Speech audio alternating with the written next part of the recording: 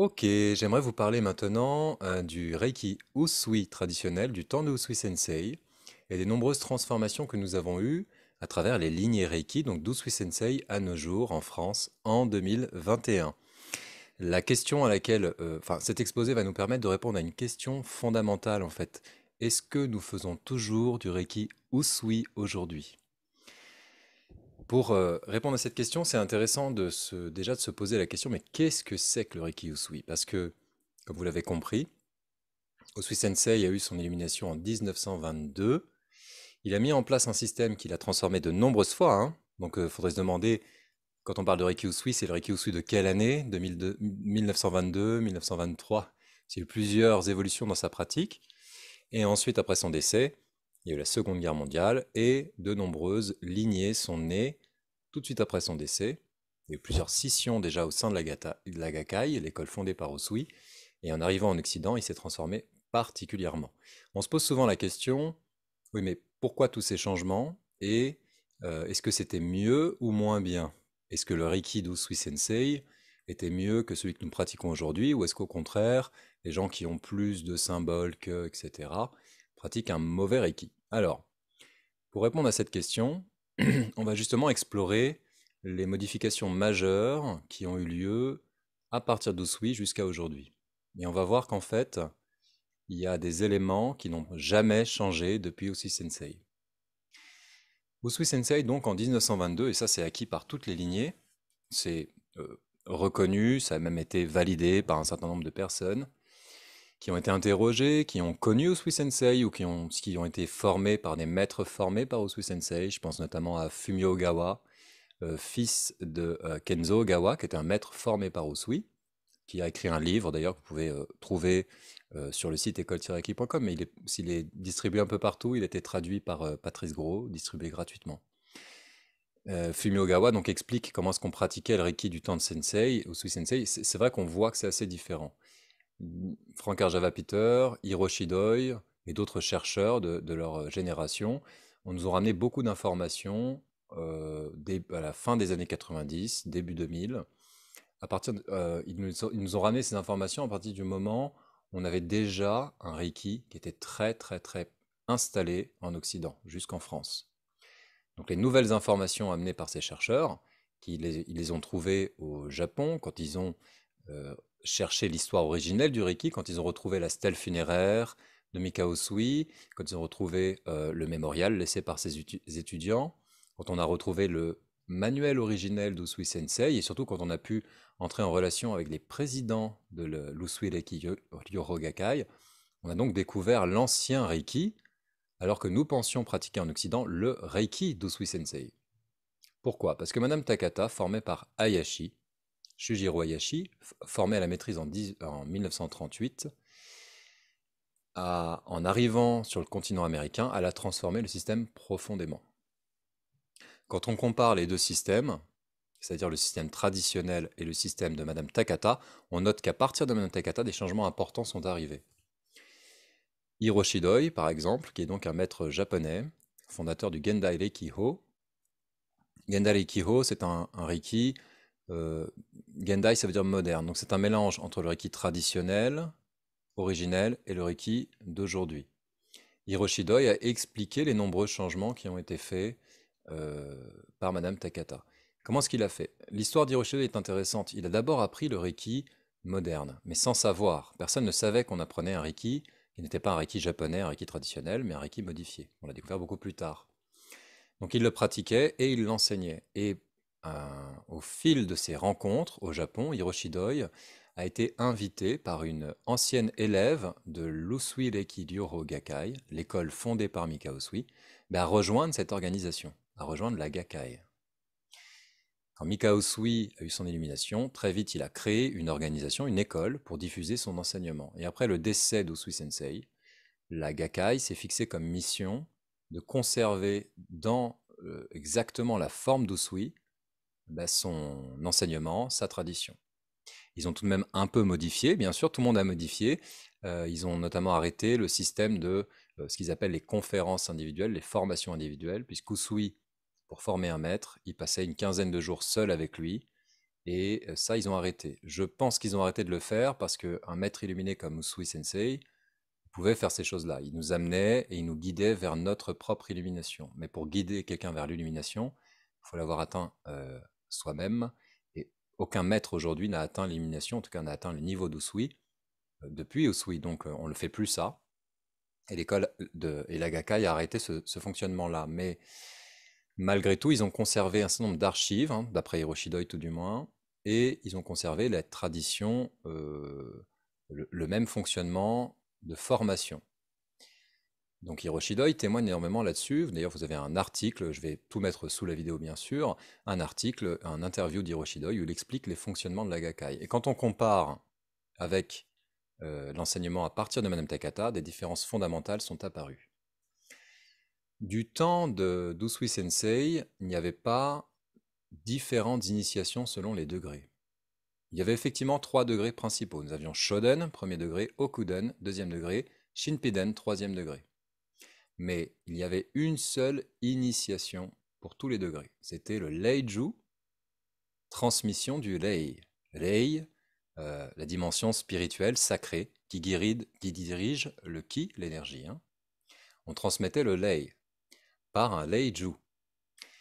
Ce Reiju, donc, ne donnait pas de capacité à canaliser les symboles, il ne donnait pas accès à la capacité à donner nous-mêmes des Reiju, mais c'était un rituel transmis qui avait juste comme fonction d'activer le canal Reiki. Madame Takata a modifié ce Reiju profondément, et elle a inclus dans le Reiju la capacité à canaliser l'énergie des symboles. Donc c'est intéressant de voir ce témoignage de Hiroshi Doi. D'autres éléments par rapport aux modifications apportées par Madame Takata ont été donnés par une école qui s'appelle la Jikiden Reiki, une école japonaise également. D'où est-ce qu'elle vient cette école? Donc on a la Gakkai, l'école fondée par Usui, et sortie de la Gakkai en 1935, si je ne dis pas de bêtises, je ne sais pas exactement à quelle année, mais après le décès d'Usui Sensei, Hayashi a quitté l'école fondée par Usui. Évidemment, tout le monde n'est pas tout à fait d'accord pour les raisons, mais certains disent qu'il y a eu des conflits avec le président de la Gakkai, donc qui avait remplacé Usui Sensei. D'autres affirment, ça c'est Hiroshi Doi et William Hirand, que Usui avait donné comme mission à Hayashi de développer son système, de l'améliorer. Hayashi aurait donc quitté l'école et il aurait continué sur le travail d'Usui. Donc on a eu 2 lignées qui sont apparues à partir de là, la Gakkai et l'école d'Hayashi. Hayashi a donné des formations à de nombreux élèves. On connaît Madame Takata en 1938, formée à la maîtrise de 1936 à 1938, donc premier, deuxième degré et maîtrise. Mais dans son école, à Hayashi, il y avait une autre élève qui s'appelait Chiyoko Yamaguchi, qui a aussi reçu les enseignements de Hayashi. Et à la différence de Madame Takata, qui a décidé de transformer le système, hein, j'y reviendrai tout à l'heure, Chiyoko Yamaguchi a décidé de restituer au maximum ce que Hayashi lui avait transmis. Donc on a la lignée Jikiden Reiki, qui est née de l'élève de Hayashi, et la lignée de Madame Takata aux États-Unis. Dans le Jikiden Reiki, l'école de Reiki traditionnelle, Jikiden en japonais ça veut dire traditionnel, dans l'école de Reiki traditionnelle, on découvre qu'en réalité, Usui Sensei n'avait pas inventé plus d'un symbole. Donc ça c'est intéressant. Donc déjà dans les écoles, du temps d'Usui Sensei, les initiations ne permettaient pas de canaliser les symboles. Et en réalité, dans la lignée traditionnelle, de Reiki traditionnel, les symboles qui sont présents n'ont pas été inventés par Usui, ils ont été ajoutés par Usui. Il a commencé par un système d'apposition des mains simple pour transmettre le Reiki. Ensuite, pour aider ses étudiants à pouvoir canaliser eux-mêmes le Reiki plus rapidement que par un simple entraînement, ce qui était le cas au début, il fallait méditer du temps d'Usui, il a inventé le Leiju, l'initiation primitive que l'on connaît aujourd'hui, pour que les élèves puissent canaliser eux-mêmes l'énergie. Ça, c'était pas présent dans son Reiki au début, mais il l'a ajouté ensuite. Et ensuite, il a rajouté des symboles progressivement. Il en a rajouté 3. 1 au premier degré et 2 au deuxième degré. Il a rajouté un symbole qui permet de travailler sur les problèmes au niveau du corps. Le symbole n'est pas connu en Occident, on ne le pratique pas, Il ressemble un peu au symbole CKR, mais ce n'est pas le symbole de CKR, et il n'a pas été inventé par Usui. C'est un symbole qui provient du Shinto. Et quand on le dessine, qu'on soit initié ou non, et ça vient pas du Reiki, donc il a pris d'une autre tradition, tradition Shinto, quand on dessine ce symbole, ça va permettre de purifier les biocènes du corps. Donc on apprend ça dans la lignée Jikiden, et c'est assez surprenant de découvrir que finalement le CKR n'est pas présent dans le Reiki traditionnel. Il a été ajouté par Madame Takata ensuite. J'y reviendrai bien sûr.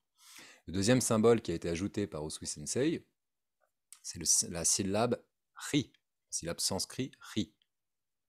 On l'appelle, donc c'est imprononçable Ri, donc on l'appelle Kiriku ou Kerek. C'est un dessin qui ne vient pas non plus d'Usui, il l'a pas inventé, qui était déjà très présent au Japon. On le trouve un peu partout, ce dessin, tracé notamment dans les cimetières, parce que quand on dessine ce dessin, ça va être reconnu par Senju Kanon, la déité de la compassion dans le bouddhisme, l'énergie, la fréquence pure de guérison par l'amour, et elle va se manifester à l'endroit où on l'a tracé. Usui Sensei a ajouté cette technique, qui provient cette fois-ci du sanskrit, et il l'a ajouté dans son Usui Reki Ryoho. Il l'a ajouté à un moment bien particulier. Au deuxième degré, il a donné des outils à ses étudiants les plus avancés pour pouvoir travailler non plus sur le corps uniquement, mais bien sur la dimension psycho-émotionnelle, qu'on pourrait appeler l'esprit, pour faire simple, puisque Shin Shin Kaizen Usui Reiki Ryoho, la devise du Reiki Usui, c'est l'amélioration de l'esprit et du corps par la méthode de Reiki Usui. Et en commençant par travailler l'esprit d'abord, on va libérer toutes les charges émotionnelles qui vont faire que nos actions vont apporter des problèmes dans le corps. Donc, Shinshin Kaisen, Usui Reiki Ryoho, l'amélioration de l'esprit puis du corps.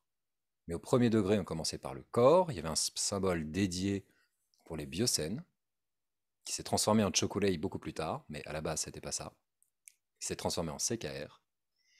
Et ensuite, nous avions un symbole, deuxième degré, la syllabe Kiriku, qui provient du sanskrit, pour travailler sur la dimension psycho-émotionnelle. Lors du traitement Usui des mauvaises habitudes, traitement Chiryo, mauvaises habitudes en japonais c'est Seiheki, et donc on comprend qu'à partir de ce moment-là, le symbole ne se nommait pas SHK, mais bien Kerek. Et le troisième symbole, celui-là a été ajouté par Usui Sensei, c'est le symbole de connexion à distance. Celui-là, il provient effectivement, c'est un shirushi, c'est un jumon, pardon, c'est une technique que Mikao Usui connaissait, et il a créé un symbole dont la signification est l'origine de tout est pure conscience, et c'est le seul symbole que Usui Sensei a ajouté. Il y avait donc du temps d'Usui, pas de symbole de maître, il n'est présent dans aucune des lignées traditionnelles. Il n'y avait pas de symbole de l'harmonie, tel qu'on le nomme SHK aujourd'hui, de symbole de la force, tel qu'on le nomme CKR. Il y avait uniquement le symbole de connexion à distance. Madame Takata est partie avec tout ça sur le continent américain. La guerre a démarré, et au Japon, la Usuireki Ryoho Gakkai a été presque décimée. Il y avait de nombreux militaires dans la Gakkai, et donc forcément, après la guerre, ils n'ont plus pu exercer pour de nombreuses raisons. Et étant donné les circonstances, notamment une défaite cuisante face aux États-Unis, on se souvient de comment c'est fini pour le Japon, la Gakkai s'est complètement fermée et a cessé de communiquer avec l'extérieur. Ils ont pratiqué uniquement en interne, les uns sur les autres, pour éviter d'avoir des représailles avec le gouvernement, qui à l'époque a mis des règles très très strictes sur la pratique de techniques par apposition des mains. Ils se sont cachés, ils ont caché aussi leurs informations et ils ont maintenu en interne la tradition d'Usui intacte. Mais ils se sont rouverts beaucoup plus tard. Arjava Peter a été les premiers à pouvoir les contacter, avoir des informations, et ensuite Hiroshi Doi a complété les informations, puisqu'il est membre lui-même. Pendant ce temps, Madame Takata, à partir des années 50, se trouve sur le continent américain avec ce Reiki dans les mains. Fabuleux, merveilleux Reiki. Et il semblerait qu'elle se soit donné la mission de continuer à le partager. Mais elle n'est pas retournée au Japon pour ça. Elle a fait sur le continent américain. Et donc l'histoire nous fait découvrir qu'elle a changé le système en profondeur. On connaît tous l'histoire du Reiki, donc qui a été invalidée plus tard par les recherches des chercheurs que j'ai nommés. Mikao Usui aurait été un prêtre chrétien qui enseignait la théologie et puis qui parlait du Reiki dans le cadre du christianisme à l'université de Chicago. Donc ça a été, on a vérifié, on est juste allé contacter, William Lirand contacté notamment l'université de Chicago et jamais eu de maître Usui.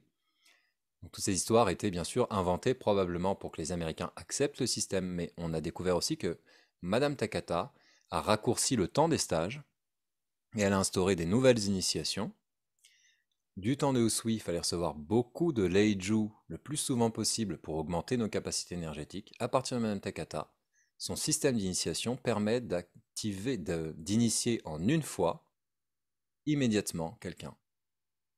Madame Takata qui a instauré ça. Et ça lui permettait de faire le tour du pays, c'est immense, il y a 50 États aux États-Unis, très très grand, et d'initier et de répandre la flamme beaucoup plus vite dans des stages plus courts, adaptés aux Américains, aux Occidentaux que nous sommes finalement, puisque ça s'est répandu dans tout l'Occident.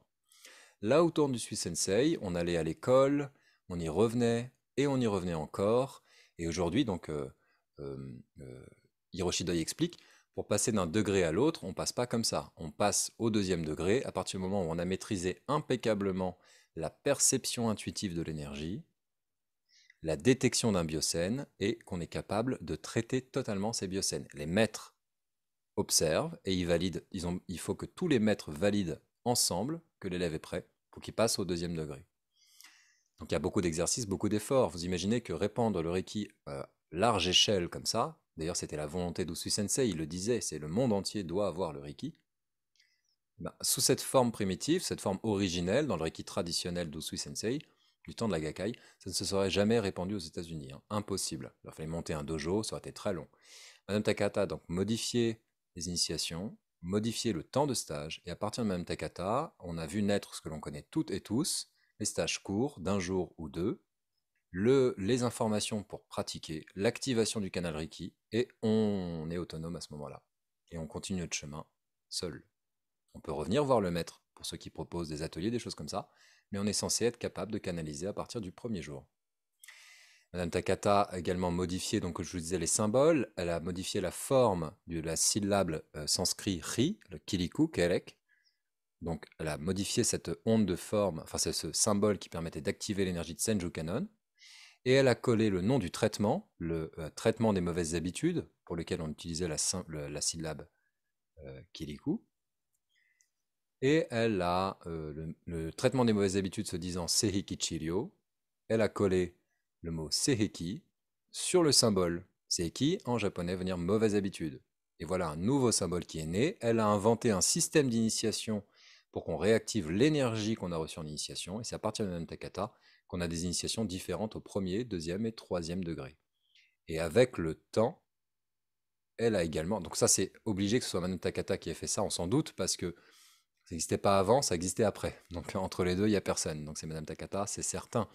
Par ailleurs, le symbole de maître Usui, que vous connaissez probablement si vous avez le troisième degré ou plus, n'existait pas, n'existe ni à l'école de la Gakkai, donc fondée par Usui, Hiroshida explique cela, ni dans le Jikiden Riki, l'école de l'élève de Hayashi. Mais à partir de Madame Takata, on voit apparaître le symbole de maître. Et plus particulièrement, selon les recherches de William Lyrand, les maîtres qui ont été formés par Madame Takata de 1970 à 1980. Elle a formé 22 maîtres. Après les avoir interrogés les uns après les autres, beaucoup de recherches ont été faites par des chercheurs aux États-Unis, pas seulement William Lyrand. William Lyrand a compilé ces informations.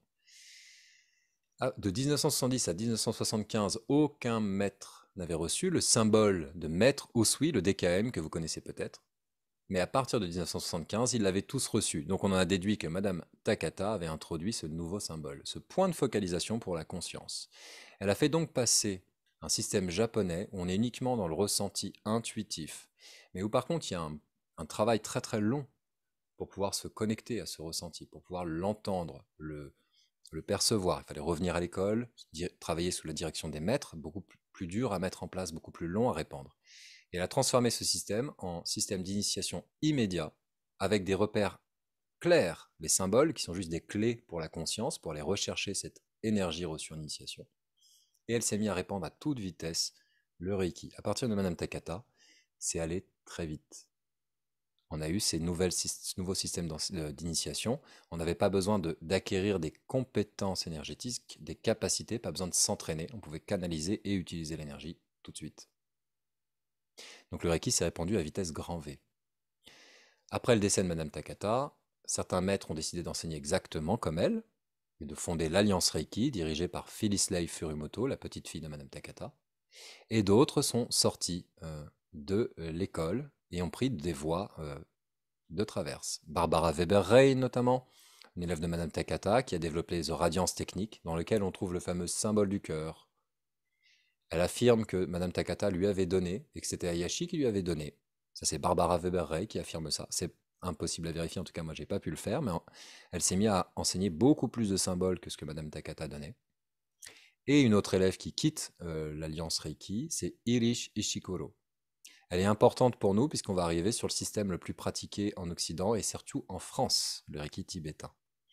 Irish Ishikuro a enseigné n'a formé que 2 maîtres, dont Arthur Robertson. Arthur Robertson et Irish Ishikuro avaient un point commun, ils fréquentaient des membres de groupes qui pratiquaient des techniques tibétaines de l'énergie. Irish Ishikuro avait une sœur, il me semble, qui pratiquait un bouddhisme tibétain, et Arthur Robertson avait des profondes connaissances dans le chamanisme tibétain. Et ils ont intégré ces connaissances dans un nouveau Reiki, à partir de Madame Takata. Ils ont encore modifié les systèmes d'initiation. Ils ont développé ce qui s'appelle le Raku Kei Reiki. Je ne vous cache pas que je suis assez heureux, j'ai été initié au Raku Kei Reiki la semaine dernière par un élève qui a été initié à ce fameux système. Je vais donc vous parler des changements, puisque ça touche particulièrement notre pratique du Reiki tibétain que nous avons, qui est très présent en France. Dans le Rakukei Reiki, Arthur Robertson et Iris Ishikuro ont enlevé le symbole DKM que nous connaissons, le symbole de maître Usui. Ils ont gardé les 3 symboles de Madame Takata, CKR, SHK et le symbole de distance. Mais ils ont modifié les initiations profondément. Arthur Robertson a ajouté un rituel chamanique, qui est un rituel, c'est le rituel de l'eau. C'est un très long rituel. Alors, j'ai pas reçu la version définitive. On a découvert avec mon élève que ce qu'il avait reçu, c'était une version modifiée du Rakukei, parce que tout le monde modifie tout le temps, un peu compliqué pour remonter la source. Mais en gros, c'est un rituel qui va durer 1 heure à peu près.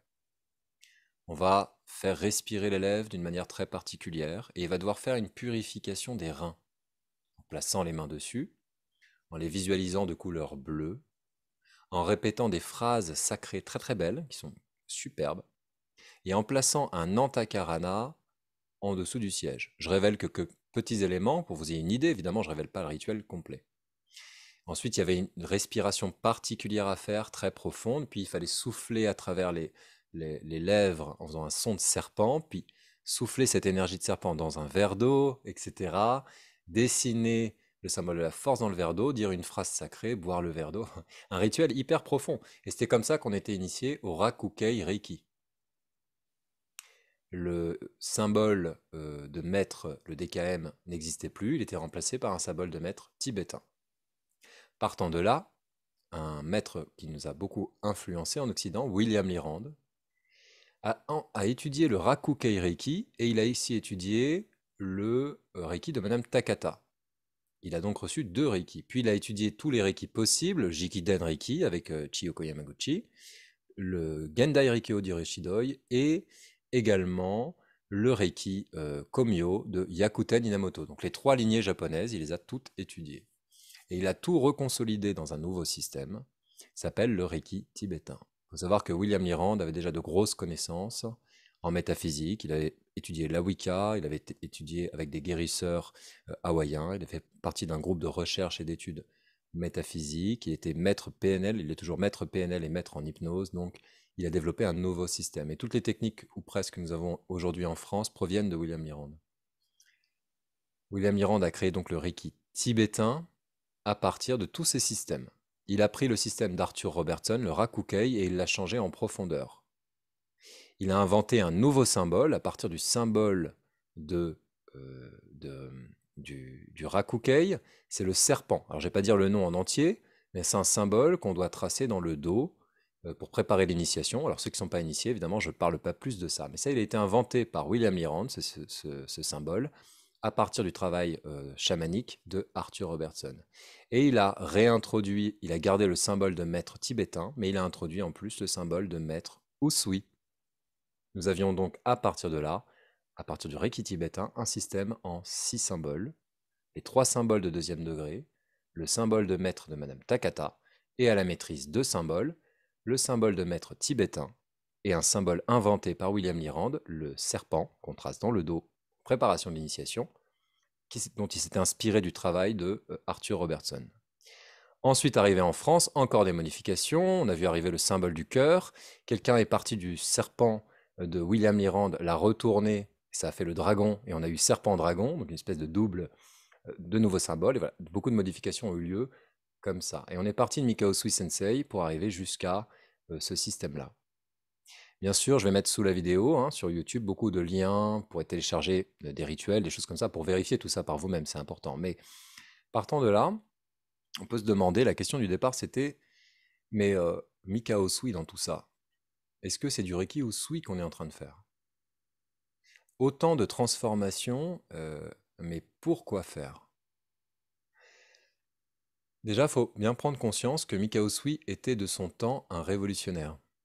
Aujourd'hui, on peut se sentir un petit peu outré quand on voit des gens qui osent changer le système du maître. Mais Mikao Sui a osé changer beaucoup de choses de son temps. Si vous avez lu son manuel, les rares écrits que nous avons de sa main, Mikao Sui explique que la tradition, quand on trouve un pouvoir de ce type, c'est le garder pour sa famille, pour la prospérité de sa famille. Il a rompu la tradition, il le dit. Je ne permets pas à ma famille de garder ce système pour lui, l'humanité en a besoin, et que ce système se répande dans le monde. Il introduit dans les approches énergétiques qui sont très pratiquées, l'acupuncture, le magnétisme, le shiatsu et d'autres techniques très répandues, il a introduit une nouvelle notion, c'est le Lei-Ju, l'initiation pour que qui que ce soit puisse canaliser une qualité d'énergie très élevée. Il invente un nouveau symbole et une nouvelle façon d'enseigner et de pratiquer. Donc c'était déjà un révolutionnaire. Il a eu seulement 4 ans pour construire son système, il est mort après. Et tous les gens qui l'ont suivi et qui ont changé le système, enfin tout du moins les systèmes qui se sont installés et qui ont duré, l'ont fait pour des bonnes raisons, ils l'ont fait vraiment pour qu'on puisse continuer à adapter la volonté d'Usui Sensei à notre quotidien. Je parle en mon nom, mais franchement, je pense que les modifications qui ont été apportées étaient tout à fait justes. Si le système n'avait pas été changé, aucun d'entre nous aujourd'hui ne pratiquerait le Reiki. Le Reiki japonais, dans son essence, est magnifique, très profonde, Reiki traditionnel, mais il s'est répandu à vitesse grand V parce qu'il a été adapté à nos rythmes de vie et à nos modes de vie par tous les maîtres que j'ai cités. Maintenant, l'essentiel du Reiki est toujours là. Mikao Sui nous a donné des choses essentielles qui sont toujours là. Déjà, il nous a donné l'énergie. L'énergie Reiki, la pure énergie, l'énergie sacrée, l'énergie guidée par la dimension spirituelle, et les propriétés, ce que l'on dit du Reiki d'aujourd'hui, l'énergie qui coule à travers nos mains, c'est déjà ce que disait Usui Sensei de son temps, et ses élèves. Et nous avons toujours accès à cette énergie. Les modes de transmission et les techniques ont changé, mais c'est toujours cette énergie sacrée que l'on ne peut pas modifier par notre volonté qui coule à travers nous. Nous avons toujours l'essentiel, c'est la spiritualité du Reiki, les Gokai, les 5 préceptes. Kyodake Karuna, Shinpai Sena, Kanchaste Gyo Hagame Shitoni Shinsetsuni. La volonté initiale du fondateur, c'est bien un système de développement spirituel où on va avancer non pas avec des dogmes et une religion, mais en posant les mains sur nous et en libérant ce qui nous empêche d'évoluer. Même si les techniques pour le faire ont changé, l'intention de départ est toujours présente. Et surtout, et ça me semble le plus important, ce qui a traversé les âges, c'est le Leiju, l'initiation de Mikao Usui. Et quand il a créé ce rituel, il faut avoir un niveau de conscience. Le seul moyen pour créer un rituel pareil, c'est d'être connecté au plan supérieur. Il n'a pas inventé une technique avec son mental. Il nous a transmis cette capacité à transmettre à d'autres. Et même si le rituel a été modifié 1000 fois, cette capacité à canaliser l'énergie, et vous en conviendrez, puisque aucun d'entre nous ici n'avons reçu le rituel originel, capacité toujours là, ça marche toujours. La volonté d'Usui Sensei a traversé chacun des maîtres et pour arriver jusqu'à nous aujourd'hui. Et juste pour cette raison-là, je pense qu'on peut dire que nous faisons toutes et tous du Reiki Usui, et c'est vraiment formidable. Maintenant, ça s'est modifié, ça s'est adapté. Certains Reiki vont être plus adaptés à notre vie quotidienne. On voit le Reiki de William Lyrand, le tibétain, puis le Holy Fire et le Reiki Karuna. Ce sont des Reiki qui vont nous permettre de manifester notre intention, de penser au futur ou au passé. Il n'y avait pas ça du temps d'Usui. D'autres Reiki plus traditionnels vont se contenter de méditer, de poser les mains là où ça gêne sur le plan du corps ou le plan psycho-émotionnel et de laisser faire.